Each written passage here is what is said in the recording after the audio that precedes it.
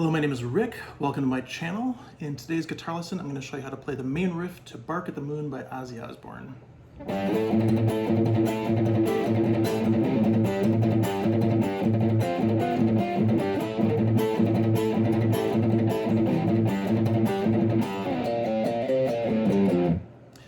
So yeah, super fun riff to play. I'm going to teach the whole song sometime in the future, but I think this is a cool enough riff by itself that, yeah, that's why I'm going to teach it, just the riff first.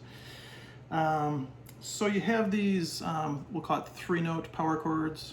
It's really 2 different notes if you were to analyze it, but we'll skip the theory for right now. So what you're going to do is play the 5th fret on the D string with your index finger, 7th fret on the G with your 3rd finger, and then you have this extra note. You have your little finger here playing the 8th fret on the B. So you have this 3-note power chord.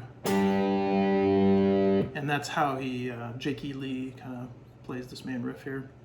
So you're going to take that chord with your right hand, play those 3 notes, and then just go 2 frets higher.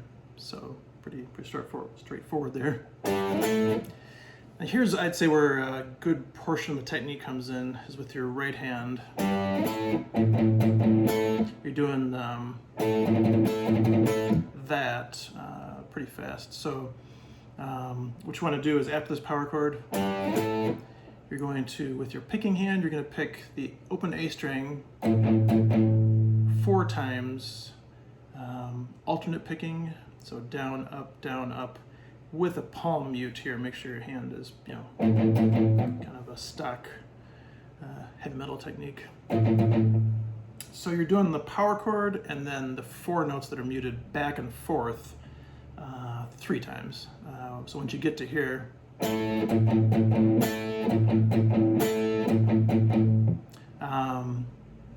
seems like a funny detail, but it helps some people when I tell them. You could kind of think of it as like chord 1, 2, 3, 4, chord 1, 2, 3, 4. So it'd be like a chord 1, 2, 3, 4, chord 1, 2, 3, 4, chord 1, 2, 3, 4.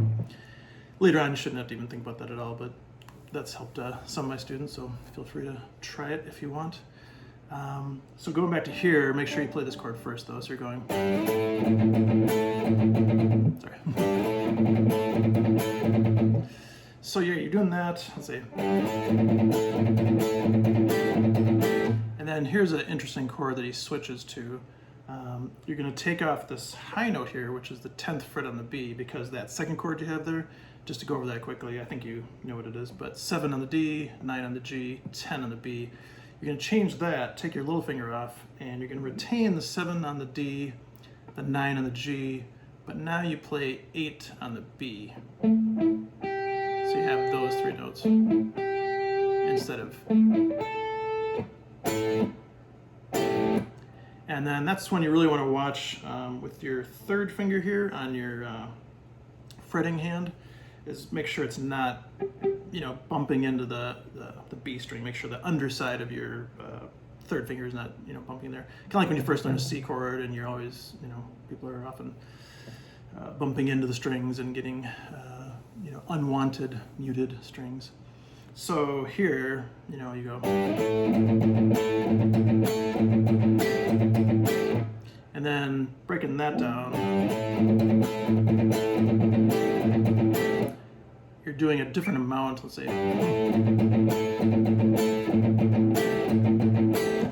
You're going to do, I think it's 4 and 2, so you're going to switch this chord here.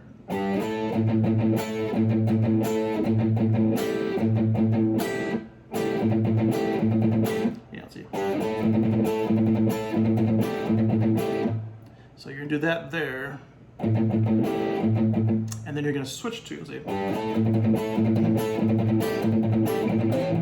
Yeah, so at the end there you only have 2 notes because you're going to pull off down here 3, 0.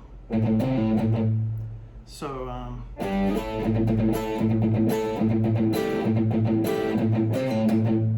yeah, so you're going to squeeze in that little thing there. It's pretty quick actually when he plays it, so you're going to.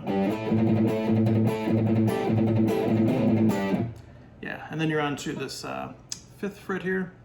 Same chord you started with. So you're going.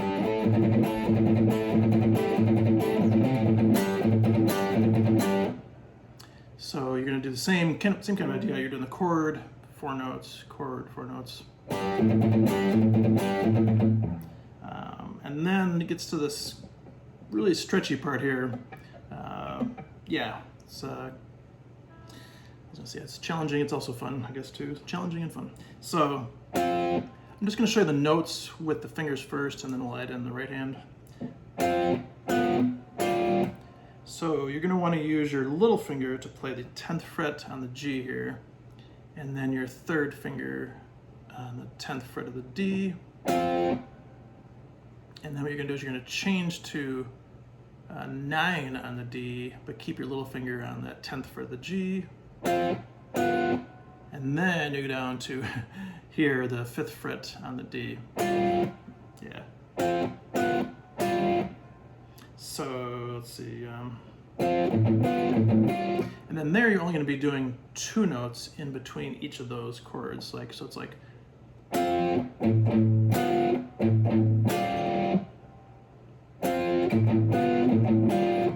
So let's see, in context. So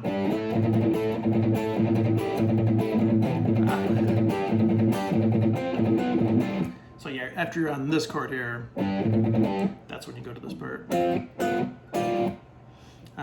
Yeah, there's a lot of, I don't know, this one's got a lot going on in a short amount of time. It's pretty fast, so I would just, work on the parts first and then try to put it together.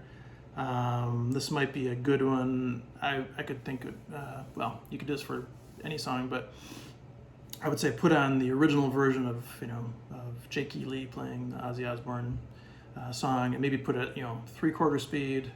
You could do half speed. Sometimes half speed sounds really weird. So, but 3/4 speed, and then just try to play along and make sure all your notes are lining up. That's a really good thing to do. Back in the day, I'm ancient enough that I had no technology for slowing things down. So, in hindsight, that was kind of cool because I had to put on the original recording and just keep up. And parts that I couldn't keep up with, I would just sit it out for a couple seconds, or just keep practicing separate of the track, and then come back a week later and try to keep up with it. That's the main components, and then there's a little riff at the end. I'll show you that. So on the A string here, so 1 0 1 3, and then 1 0. And then 3 1 on the 6th string.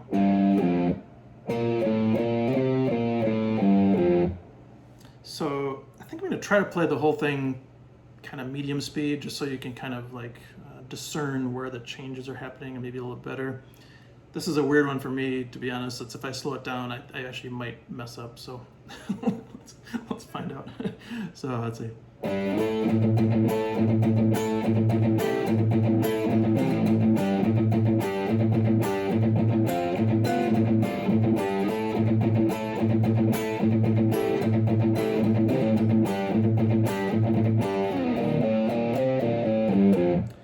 Let's see, I'll try it even slower and see if I mess up. This is fun. So let's see. Again, practical. If you can take away something from this, that's actually why I'm doing it. But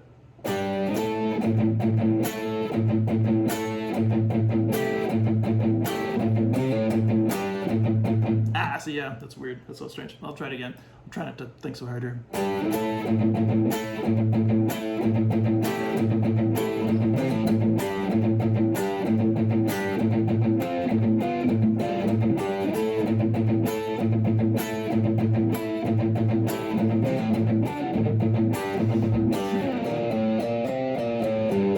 Yeah. It's so strange how that is. When you play fast, it's easier. Who'd have thought? Yeah, if everything was that easy. So yeah, cool riff. There's a ton of cool parts later. All that stuff. He does those cool. Yeah, how's it go? I'm trying to think of the next part.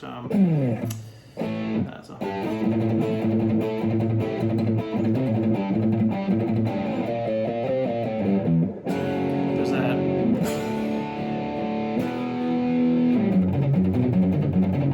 that stuff is pretty cool. He does like 3 variations of that, so somewhere down the road I'll just teach the whole song. But this way too, since it's putting this video out at the end of September in 2022, if you are catching this in real time, you can learn it for Halloween. So, alrighty, hope you're doing well. Hope you're practicing hard, getting cool stuff down, and see you soon. Thanks.